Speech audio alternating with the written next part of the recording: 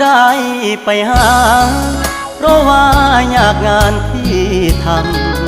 ำบ่ได้ใจดำยังคิดนำตัวน้องคือเก่า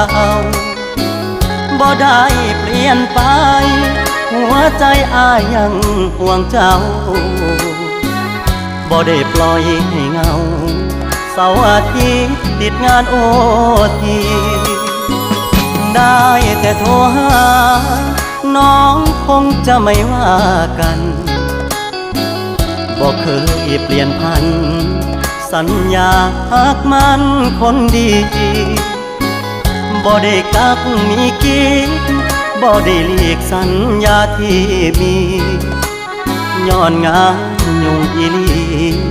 คนดีอย่าเครียดอายเด้อขอหาสุมือเจ้ามาคือน้อยใจเฮ็ดหยังหยุดงานวันวาง